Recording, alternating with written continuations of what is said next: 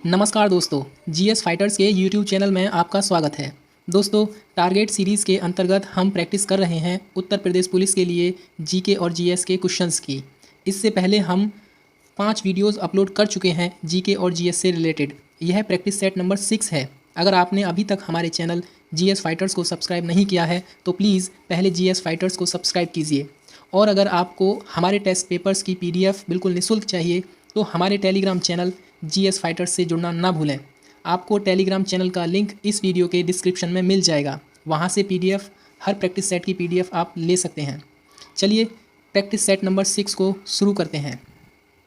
पहला प्रश्न है, भारत में राजकोषीय नीति किसके द्वारा तैयार की जाती है? आपके ऑप्शंस हैं वित्त मंत्रालय के द्वारा, रिजर्व बैंक ऑफ इंडिया के द्वारा, नीति आयोग के द्वारा या राष्ट्रीय सांख्यिकी कार्यालय के द्वारा। पहले प्रश्न का सही उत्तर होगा ऑप्शन नंबर ए। ठीक है जी, वित्त मंत्रालय के द्वारा। प्रश्न संख्या 2, पश्चिम बंगाल की दुर्गा पूजा को यूनेस्को की अमूर्त सांस्कृतिक विरासत में किस वर्ष शामिल किया गया? देखिए, अमूर्त सांस्कृतिक विरासत वो होती हैं जिनको आप टच नहीं कर सकते। ठीक है, आपके ऑप्शंस हैं 2019, 2020, 2021 या 2018। इस प्रश्न का सही उत्तर होगा ऑप्शन नंबर सी। वर्ष 2021 में पश्चिम बंगाल की दुर्गा पूजा को यूनेस्को की अमूर्त सांस्कृतिक विरासत के रूप में शामिल किया गया है। ठीक है। प्रश्न संख्या 3, आपको बताना है भारतीय तिलहन अनुसंधान संस्थान स्थित है। भारतीय तिलहन अनुसंधान संस्थान कहाँ स्थित है? आपके ऑप्शंस हैं कानपुर, दिल्ली, रोहतक या हैदराबाद। प्रश्न संख्या 3 का सही उत्तर होगा ऑप्शन नंबर डी, हैदराबाद में। प्रश्न संख्या 4, भारत के प्रथम जल शक्ति मंत्री कौन हैं? Gajendra Singh Shekhawat, yes, first is the right answer of this question. Arun Saxena नहीं, प्रदीप श्रीवास्तव नहीं, आदर्श कुमार गोयल। आपको बताना है आदर्श कुमार गोयल किसके अध्यक्ष हैं। चलिए मैं ही बताता हूँ। आदर्श कुमार गोयल NGT यानी नेशनल ग्रीन ट्रिब्यूनल के अध्यक्ष हैं, NGT के। ठीक है जी। और आपको अब बताना है कि NGT की स्थापना किस वर्ष हुई थी। आप अपना जवाब हमें कॉमेंट सेक्शन में दीजिए। प्रश्न संख्या 5, भारतीय वायुसेना के विंग कमांडर का पद और भारतीय सेना में किस पद के समान होता है? यानी इंडियन एयरफोर्स में विंग कमांडर और इंडियन मिलिट्री में किस पद के इक्वलेंट होता है? आपके ऑप्शंस हैं मेजर, कर्नल, लेफ्टिनेंट कर्नल या ब्रिगेडियर। तो right answer of this question is option number C. भारतीय वायुसेना के विंग कमांडर का पद भारतीय सेना में लेफ्टिनेंट कर्नल के समान होता है। प्रश्न संख्या 6, भारत शासन अधिनियम डैश के तहत अखिल भारतीय संघ की स्थापना किस वर्ष की गई थी? आपको बताना है भारत में एक अखिल भारतीय संघ की स्थापना किस अधिनियम के माध्यम से की गई थी। वर्ष 1919 के अधिनियम से, जिसको मॉन्टेग्यू चेम्सफोर्ड अधिनियम बोला गया है। ठीक है, इसमें तो बोला गया संवैधानिक सुधारों से रिलेटेड था ये। ठीक है, 1858 का जो अधिनियम था उसमें कंपनी से जो भारत का शासन था वो ले लिया गया, ब्रिटेन की साम्राज्य को सौंप दिया गया भारत का शासन। 1992 में जो अधिनियम आया था उसमें बोला गया था कि जो भारतीय हैं वो अब जो बजट पेश करते हैं उस पर क्वेश्चन कर सकते हैं। ठीक है, प्रश्न पूछने का अधिकार बजट पर वर्ष 1992 के अधिनियम के द्वारा दिया गया। और इस प्रश्न का सही उत्तर होगा ऑप्शन नंबर डी, यानी वर्ष 1935 के भारत शासन अधिनियम के तहत एक अखिल भारतीय संघ की स्थापना की गई थी। ठीक है। प्रश्न संख्या 7, आपको बताना है समता स्थल किसका समाधि स्थल है? राजीव गांधी का? जी नहीं। देखिए, राजीव गांधी का जो समाधि स्थल है वो है वीरभूमि। ठीक, और बाबू जगजीवन राम का जो समाधि स्थल है वह है Samata Sthal. Option number B is the right answer. और इंदिरा गांधी जी का जो समाधि स्थल है उसको बोलते हैं शक्ति स्थल, और लाल बहादुर शास्त्री का उसको बोलते हैं विजय घाट। ठीक है, तो इस प्रश्न का सही उत्तर होगा बाबू जगजीवन राम के समाधि स्थल को समता स्थल कहा जाता है। ठीक है। प्रश्न संख्या 8, अंतर्राष्ट्रीय मानवाधिकार दिवस किस तिथि को मनाया जाता है? आपके ऑप्शन है 10 दिसंबर, 10 नवंबर, 10 मार्च या 10 अप्रैल। और इस प्रश्न का सही उत्तर होगा ऑप्शन नंबर ए, 10 दिसंबर को मानवाधिकार दिवस मनाया जाता है। ठीक है। प्रश्न संख्या 9, आपको बताना है विद्युत सेल परिवर्तित करता है। विद्युत सेल परिवर्तित करता है विद्युत ऊर्जा को प्रकाश ऊर्जा में, यांत्रिक ऊर्जा को प्रकाश ऊर्जा में, रासायनिक ऊर्जा को विद्युत ऊर्जा में या विद्युत ऊर्जा को यांत्रिक ऊर्जा में। Option number C is the right answer of this question. विद्युत सेल रासायनिक ऊर्जा को विद्युत ऊर्जा में परिवर्तित करता है। क्वेश्चन नंबर 10, कलिंग पुरस्कार किस क्षेत्र में दिया जाता है? पत्रकारिता के क्षेत्र में, विज्ञान के क्षेत्र में, साहित्य के क्षेत्र में या गणित के क्षेत्र में? इस प्रश्न का सही उत्तर होगा ऑप्शन नंबर बी, कलिंग पुरस्कार विज्ञान के क्षेत्र में दिया जाता है। ठीक है, चलिए क्वेश्चन नंबर 11, आपको बताना है नियंत्रक एवं महालेखा परीक्षक से संबंधित अनुच्छेद है। देखिए, अनुच्छेद संख्या 324 तो रिलेटेड है इलेक्शन कमीशन से, यानी कि जो चुनाव आयोग है उससे रिलेटेड है इलेक्शन कमीशन। ठीक, और आर्टिकल नंबर 124 है किससे? जो सुप्रीम कोर्ट है। ठीक, जो सुप्रीम कोर्ट है हमारा उससे रिलेटेड है। Article number 148 is the right answer of this question, यानी कि भारत के नियंत्रक एवं महालेखा परीक्षक से संबंधित आर्टिकल है 148। 148 से 151 तक भारत के नियंत्रक एवं महालेखा परीक्षक का वर्णन किया गया है। ठीक है, और ऑप्शन डी देख लेते हैं। आर्टिकल नंबर 315, यह यूपीएससी से रिलेटेड है, यूपीएससी के गठन की बात करता है आर्टिकल 315।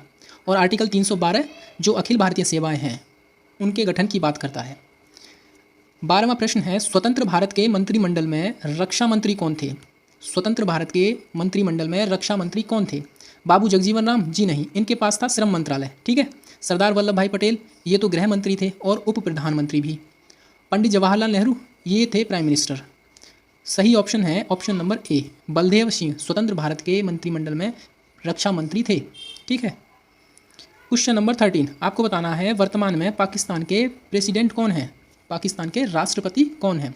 आरिफ अलवी, शहबाज शरीफ, नवाज शरीफ या हमजा शहबाज? और option number A is the right answer of this question. Arif Alvi present में पाकिस्तान के प्रेसिडेंट हैं। ओके, वर्ष 1858 के विद्रोह के समय इलाहाबाद से विद्रोह का नेतृत्व किसने किया था? खान बहादुर खान, मौलवी अहमदुल्ला या बहादुर शाह जफ़र या लियाकत अली? देखिए, बहादुर शाह जफ़र जो थे वो तो दिल्ली से थे। ठीक है, बहादुर शाह जफ़र वो दिल्ली से थे और मौलवी अहमदुल्ला थे फैज़ाबाद से। ठीक, बहादुर शाह जफ़र दिल्ली से, मौलवी अहमदुल्ला फैज़ाबाद से और खान बहादुर थे बरेली से। अब बचा ऑप्शन नंबर डी, ये लियाकत अली थे इलाहाबाद से। ठीक है, मैं आपसे एक प्रश्न पूछता हूँ, आपको बताना है, कमेंट सेक्शन में बताइए कि 1857 के विद्रोह के समय कानपुर से कौन नेतृत्व कर रहा था? ठीक है, क्वेश्चन नंबर 15, आपको बताना है at night all blood is black पुस्तक के लेखक कौन हैं? बहुत ही फेमस पुस्तक है और इस पुस्तक के लिए इसके लेखक को जो इंटरनेशनल बुकर प्राइज़ 2021 से सम्मानित किया गया है। At night all blood is black. आपके ऑप्शंस हैं Charles Dicken, David Diop, Jane Austen, J Jackson. The right answer of this question is option number B, David Diop. इन्हीं को इंटरनेशनल बुकर प्राइज़ 2021 प्राप्त हुआ है इस बुक के लिए। ठीक है, at night all blood is black के लिए। क्वेश्चन नंबर 16, अंतर्राष्ट्रीय आतंकवाद सूचकांक 2023 में भारत का क्या स्थान रहा है? आतंकवाद सूचकांक 2023 में भारत का स्थान रहा है ऑप्शन नंबर सी, यानी 13वां। ठीक है, क्वेश्चन नंबर 17, आपको बताना है दिल्ली सल्तनत में रज़िया सुल्तान का कार्यकाल था। आपको बताना है दिल्ली सल्तनत में रज़िया सुल्तान का कार्यकाल कब से कब तक था? आपके 17वें प्रश्न का सही उत्तर होगा ऑप्शन नंबर आप बताइए। चलिए, इस प्रश्न का सही उत्तर होगा ऑप्शन नंबर डी, वर्ष 1236 से लेकर 1240 तक। ठीक, कोको द्वीप समूह अवस्थित है। आपको बताना है कोको द्वीप समूह कहाँ पर अवस्थित है? अरब सागर में या बंगाल की खाड़ी में या दक्षिण चीन सागर या भूमध्य सागर? चलिए, अपना जवाब हमें कमेंट सेक्शन में दीजिए। कोको द्वीप समूह बंगाल की खाड़ी में स्थित है। देखिए, हमारा जो अंडमान निकोबार द्वीप समूह है उसके जस्ट उत्तर में, यानी कि जो कोको आइलैंड है वो उसी का पार्ट है, बट अभी प्रेजेंट में म्यांमार द्वारा शासित है। यानी इस कोको आइलैंड पर म्यांमार का कब्जा है, लेकिन भौगोलिक रूप से देखा जाए तो ये अंडमान निकोबार द्वीप समूह का ही हिस्सा है और उसी के ये करीब भी है, बट इस पर जो अधिकार है वो म्यांमार का है। ठीक है, कोको आइलैंड द्वीप समूह बंगाल की खाड़ी में है। ठीक, प्रश्न संख्या 19, आपको बताना है RAF का विस्तृत रूप क्या है, यानी RAF की फुल फॉर्म क्या है? Royal action force, rescue action force या रैपिड एक्शन फोर्स या रेलवे एक्शन फोर्स? इस प्रश्न का सही उत्तर है option number C, rapid action force. देखिए, रैपिड एक्शन फोर्स CRPF की ही एक यूनिट है और यह यूनिट शहरों में होने वाले दंगों को कंट्रोल करने के लिए बनाई गई है। ठीक, क्वेश्चन नंबर 20, केंद्रीय औषधि अनुसंधान संस्थान स्थित है। केंद्रीय औषधि अनुसंधान स्थित है लखनऊ में, देहरादून में, दिल्ली या पुणे में? और इस प्रश्न का सही उत्तर होगा ऑप्शन नंबर ए, लखनऊ में है केंद्रीय औषधि अनुसंधान संस्थान। प्रश्न संख्या 21 आपको बताना है हुसैन सागर झील किस राज्य में स्थित है? तेलंगाना में, राजस्थान में, आंध्र प्रदेश में या कर्नाटक में? चलिए मैं ऑप्शन एलिमिनेट करता हूँ आपके लिए। अब बताइए ये कहाँ है, हुसैन सागर झील कहाँ है? तो option number A is the right answer of this question. Hussain Sagar झील तेलंगाना में है। ठीक है। क्वेश्चन नंबर 22 फलों का अध्ययन क्या कहलाता है? फलों का अध्ययन क्या कहलाता है? देखो एपीकल्चर बोलते हैं मधुमक्खी पालन को, एपीकल्चर बोलते हैं मधुमक्खी पालन को, और एंथोलॉजी बोलते हैं जो फूलों का अध्ययन होता है ना उसको बोलते हैं, और पीसी कल्चर बोलते हैं मछली पालन को। ठीक, तो right answer of this question is option number D, pomology बोलते हैं फलों के अध्ययन को। ठीक। क्वेश्चन नंबर 23 आपको बताना है वर्तमान में भारत के राष्ट्रीय राजमार्ग प्राधिकरण यानी कि national highway authority of India के अध्यक्ष कौन है? नितिन गडकरी साहब? जी नहीं, ये तो परिवहन रोड मंत्री हैं, ये तो नहीं है। ठीक है। विपिन यादव भी नहीं है और ना ही है राजीव सक्सेना। इस प्रश्न का सही जवाब है संतोष कुमार यादव। ठीक है। विश्व पुस्तक मेला 2023 की थीम क्या थी? भविष्य के लिए धरोहर, एक पृथ्वी एक परिवार, आज़ादी का अमृत महोत्सव, पुस्तकें समाज का आईना। चलिए आप अपना जवाब हमें कमेंट सेक्शन में बताइए। और इस प्रश्न का सही उत्तर है आज़ादी का अमृत महोत्सव। देखिए हर साल जनवरी फरवरी महीने में विश्व पुस्तक मेला दिल्ली के प्रगति मैदान में लगता है और इस वर्ष यानी 2023 की थीम आज़ादी का अमृत महोत्सव थी। ठीक है। चलिए आगे बढ़ें। क्वेश्चन नंबर 25 आपको बताना है तुजू दर्रा किस राज्य में स्थित है? तुजू दर्रा किस राज्य में स्थित है? आपके ऑप्शंस हैं मणिपुर, हिमाचल, अरुणाचल प्रदेश या Sikkim. The right answer of this question is Manipur. ठीक है। तुजू दर्रा मणिपुर में स्थित है। हिमाचल में एक बहुत ही फेमस दर्रा है जिसको रोहतांग दर्रा बोलते हैं। ठीक। और अरुणाचल प्रदेश के जो दर्रे हैं उनको आप लिख लीजिए, एक तो सैला पास है, ठीक, एक है दिफू और एक है बोमडिला और दिहांग और तवांग। हालांकि ये वहाँ की रिवर भी है। ठीक है। और सिक्किम के दर्रे का नाम जैसे बारालाचा है, बनिहाल दर्रा, नाथुला, जैलेपला, ये सिक्किम के प्रमुख दर्रे हैं। ठीक है। ऑप्शन नंबर ए यानी Manipur is the right answer of question number 25। 26 question है झोरा नृत्य किस राज्य से संबंधित है? आपके ऑप्शंस हैं उत्तराखंड, राजस्थान, महाराष्ट्र या बिहार। चलिए मैं आपके लिए एलिमिनेशन मेथड करता हूँ और ज़्यादा आसान कर दिया।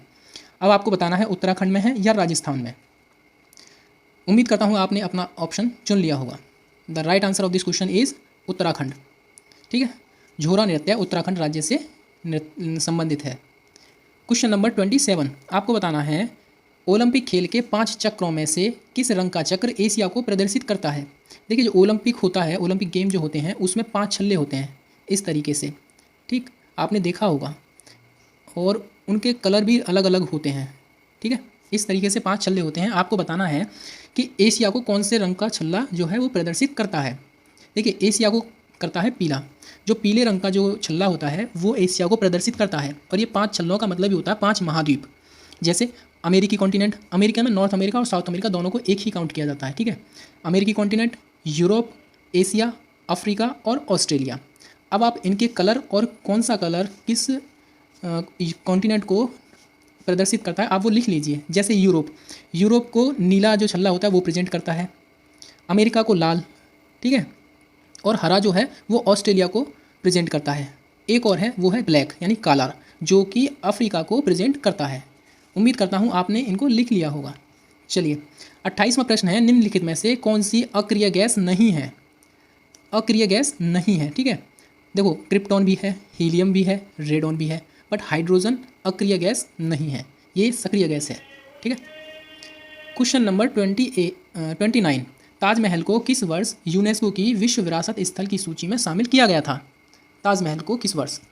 आपके ऑप्शंस हैं 1972, 1988, 1983 या 1992। The right answer of this question is option number C, वर्ष 1983 में ताजमहल को यूनेस्को की विश्व विरासत सूची में शामिल किया गया था और 1992 में प्रोजेक्ट टाइगर चलाया गया था। ठीक है। और 1988 में 12 अप्रैल 1988 को सेबी की स्थापना हुई थी। सेबी मतलब security exchange board of India की। ठीक है। और क्वेश्चन नंबर 30 प्रोटीन की फैक्ट्री किसे कहा जाता है? चलिए आंसर बताइए अपना, प्रोटीन की फैक्ट्री किसे कहते हैं? The right answer of this question is ribosome. Ribosome को प्रोटीन की फैक्ट्री कहते हैं। लाइसोसोम किसे बोलते हैं? इसको बोलते हैं आत्मघाती थैली। जब कोई बॉडी में सेल जो होता है, कोशिका जो होती है वो नष्ट हो जाती है, तो उस कोशिका के अंदर होता है लाइसोसोम।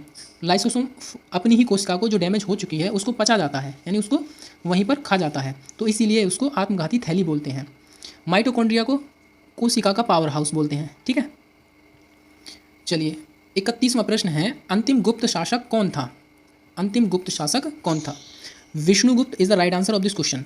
देखिए, कुमारगुप्त शासक जो था उसके समय में ही नालंदा विश्वविद्यालय की स्थापना हुई थी। ठीक है, कौन था? कुमारगुप्त के शासनकाल में नालंदा विश्वविद्यालय की स्थापना हुई और अंतिम गुप्त शासक विष्णुगुप्त था। इसीलिए इस प्रश्न का सही उत्तर है ऑप्शन नंबर बी। 32वां प्रश्न है, उत्तर प्रदेश का 18वां मंडल जो कि अलीगढ़ है किस वर्ष अस्तित्व में आया? यानी उत्तर प्रदेश का 18वां जो मंडल है अलीगढ़, वो किस वर्ष अस्तित्व में आया था? वर्ष 2006 में, 2008, 2010 या 2012 में? और इस प्रश्न का सही उत्तर होगा ऑप्शन नंबर बी, वर्ष 2008 में अलीगढ़ उत्तर प्रदेश का 18वां मंडल बना। ठीक है, और यही नवीनतम है अभी तक, इसके बाद कोई नहीं बना है। उत्तर प्रदेश में कुल 18 मंडल हैं।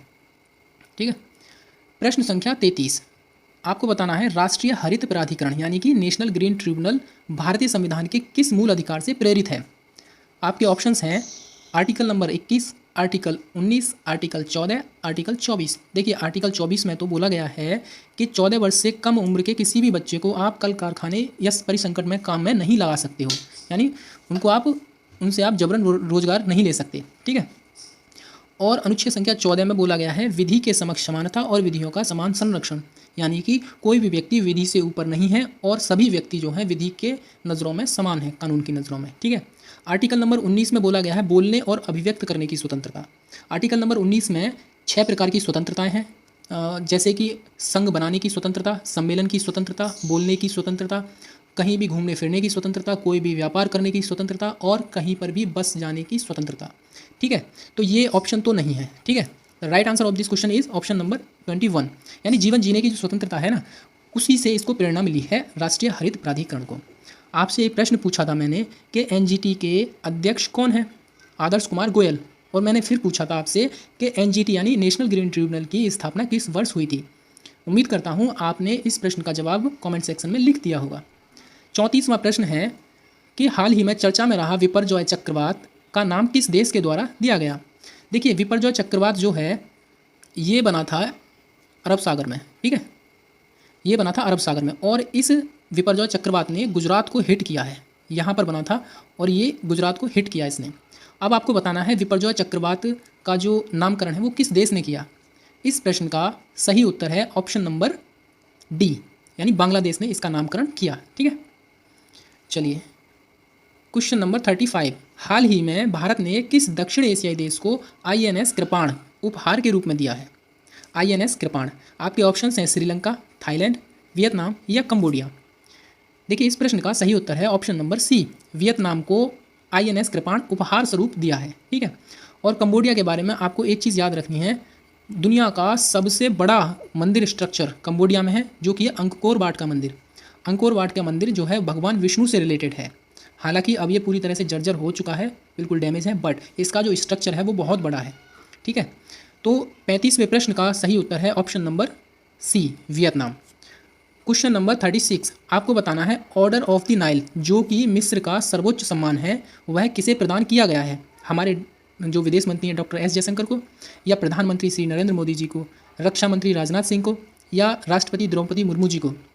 इस प्रश्न का यानी 36वें प्रश्न का सही उत्तर है ऑप्शन नंबर बी, हमारे प्रधानमंत्री श्री नरेंद्र मोदी जी को ऑर्डर ऑफ द नाइल जो कि मिस्र का सर्वोच्च सम्मान है प्रदान किया गया है। ठीक है, क्वेश्चन नंबर 37, इस टेस्ट सीरीज़ का ये सेकंड लास्ट क्वेश्चन है।